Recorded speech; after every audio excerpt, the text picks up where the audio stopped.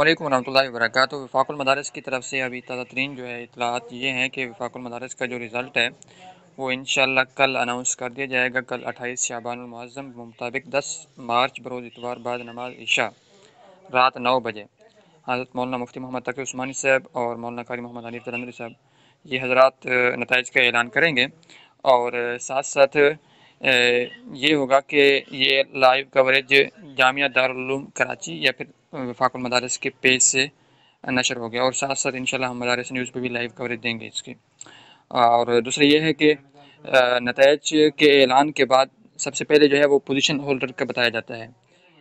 تمام مختلف مدارس کے جو سب سے پہلے ملکی اور اس کے بعد پھر صوبائی بنین اور بنات اور اسی طرح حفاظ کے، تو یہ پوزیشن ہولڈر بتائے جاتے ہیں جو کہ مولانا مفتی محمد تقی عثمانی صاحب خود بتاتے ہوتے ہیں۔ اس کے بعد پھر جو ہے رول نمبر کے حساب سے طلباء اور طالبات جو ہے اپنے رزلٹ معلوم کرتے ہیں، اور ساتھ ساتھ پھر تمام جو ادارے ہیں یعنی مدارس ہیں وہ اپنے طلباء اور طالبات کے اجتماعی جو رزلٹ ہے یعنی کلاس کے حوالے سے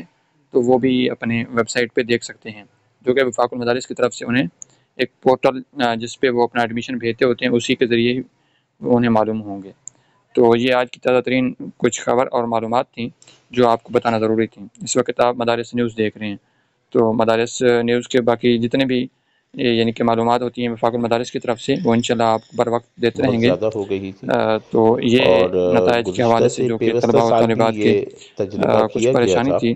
کہ وہ اب حل چاروں ہو چکی صوبوں ہے میں کہ جو ہے اس نتائج کو کا اعلان تقسیم کل کیا گیا انشاءاللہ تھا، ہو جائے گا۔ تاکہ جو ملتان میں اصل میں ہمارے